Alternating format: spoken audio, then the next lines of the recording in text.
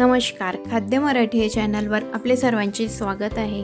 तर आज आपण बनविणार आहोत तांदळाची खीर। याकरिता मी 2 चम्मच बासमती तांदूळ घेतलेले आहे।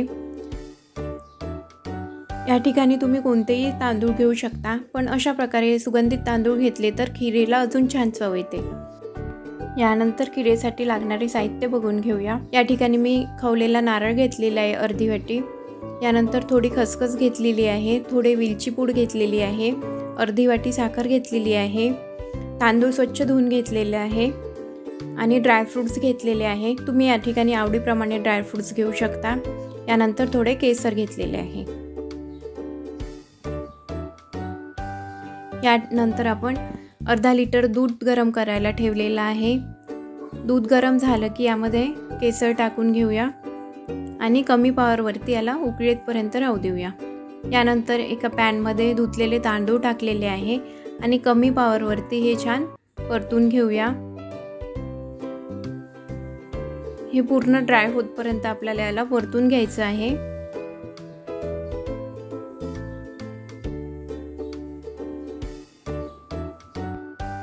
दोन चम्मच तांदळाची खीर 5 ते 6 जणांसाठी आरामात होतील।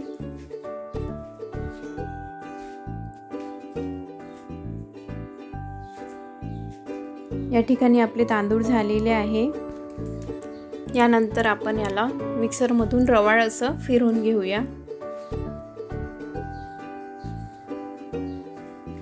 तुम्ही या ठिकाणी रव्याची पण खीर बनवू शकता अशाच प्रकारे।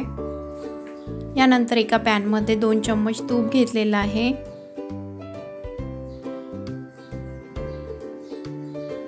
यामध्ये आपण तांदळाचा रवा टाकून घेऊया आणि छान कमी पॉवरवरती परतून घेऊया।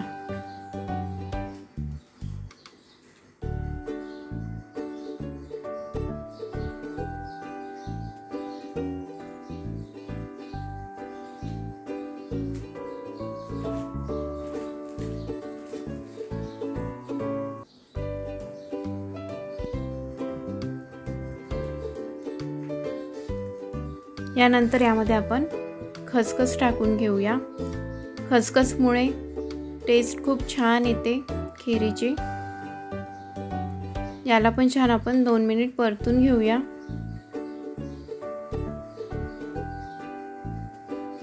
यानंतर आपण ड्रायफ्रूट्स टाकून घेऊया।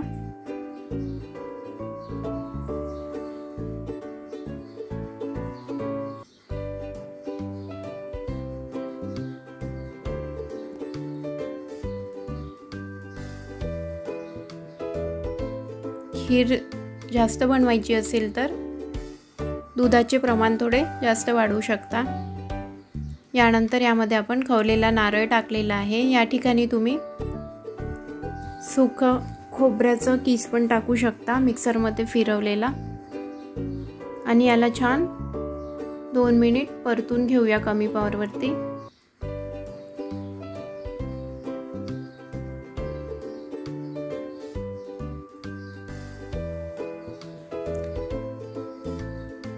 यानंतर आपण उकळी आलेलं दूध टाकून घेऊया आणि 5 ते 7 मिनिट याला सतत फिरवत राहायचं।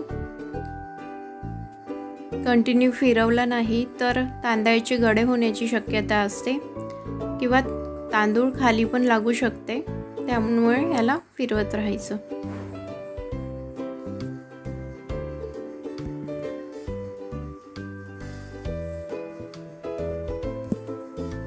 काहीही पूर्वतयारी न करता ही खीर झटपट अशी होते आणि खायलाही खूप स्वादिष्ट वाटते।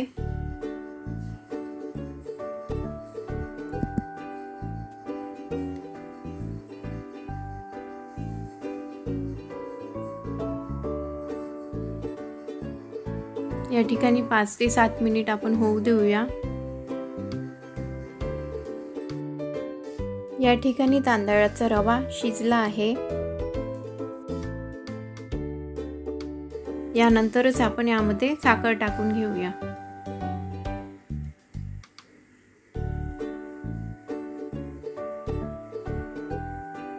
या ठिकाणी मी अर्धी वाटी साखर वापरलेली आहे। तुम्हाला गोड जास्त आवडत असेल तर तुम्ही जास्त वापरू शकता।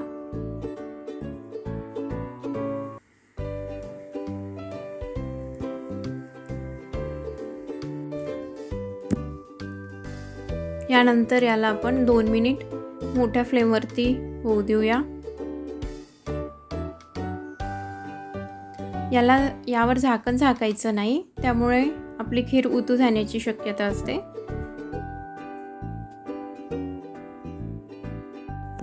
दोन मिनिटांनंतर आपण गॅसचा पॉवर लो टू मीडियम ठेवूया आणि घट्ट होतपर्यंत होऊ देऊया। खीर थंडी झाली की अजून घट्ट येते, त्यामुळे या ठिकाणी मी गॅस बंद करते आहे आणि यामध्ये आता आपण वेलची पूड टाकून घेऊया। अशा प्रकारे खीर तुम्ही नक्की एकदा बनवून बघा, खायला खूप छान वाटते।